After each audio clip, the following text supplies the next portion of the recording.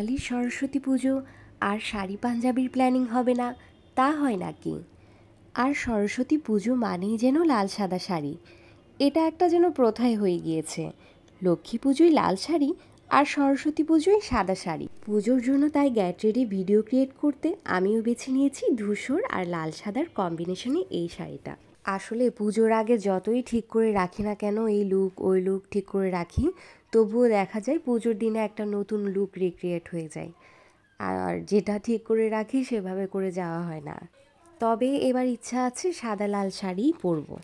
আমি প্রথমেই toner apply করেছি, তারপর ময়েশ্চারাইজার, তারপর প্রাইমার দিয়েছি, এরপর ফাউন্ডেশন দিয়ে, তারপর কনসিলার দিয়ে নিয়েছি, এরপর লুজ পাউডার দিয়ে, এখন সেটিং স্প্রে দিয়ে নিয়েছি।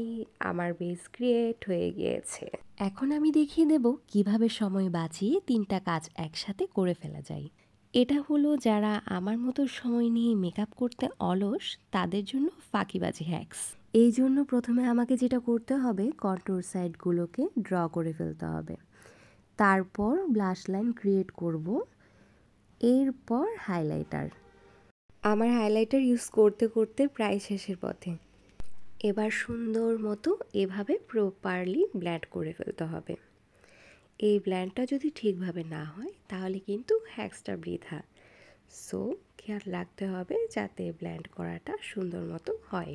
আমি শিওর তোমরা আগে কখনো এরকম হ্যাক্স দেখোনি। কিভাবে দেখবে? এটার নাম তো ফাঁকিবাজি হ্যাক্স। আমার এই হ্যাক্স অ্যাপ্লাই করে তোমরা যদি একটু সময় বাঁচাতে পারো, আমাকে থ্যাঙ্কস জানাতে ভুলো না।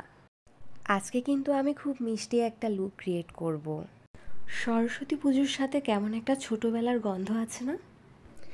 আমি যত বড়ই হই না কেন, আমার কাছে কেন জানি না এখনও সরস্বতী পুজো মানেই ছোটোবেলার নস্টালজিয়া। মা আগের দিন রাতে সবাইকে অ্যালার্ট দিয়ে যেত ভোরে জাগতে হবে, তাই যেন সবাই তাড়াতাড়ি ঘুমিয়ে যায়। আমরা সবাই মিলে আগের দিন সন্ধ্যায় ফুল, দূর্বা, চন্দন, বেলপাতা সব গুছিয়ে রাখতাম। যখন ঠাকুর আনতো মনের মধ্যে অন্যরকম খুশি খুশি লাগতো সবার।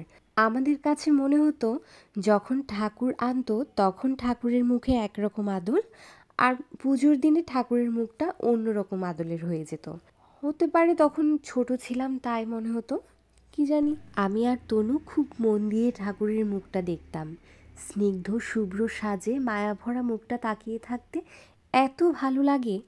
তারপর পুজোর দিন শীত শীত ভোরে উঠে স্নান করতাম। বাড়ির ছোটরা সবাই আমরা একসাথে অঞ্জলি দিতাম।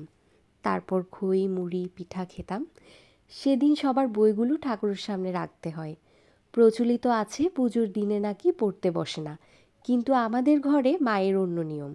মা বলে সরস্বতী পুজোর দিনে ডেফিনেটলি পড়তে বসতে হবে, না হলে নাকি সারা বছর পড়া হয় না। তাই আমরা সবাই বই নিয়ে বসে যেতাম সন্ধ্যা হলে। তারপর রাতে সবাই মিলে পাড়ার মন্দিরে যেতাম প্রসাদ খেতে। এক লাইনে ছোটবেলা, অঞ্জলি, ভালোবাসা আর লাল সাদা শাড়ি হলো সরস্বতী পুজোর দিন।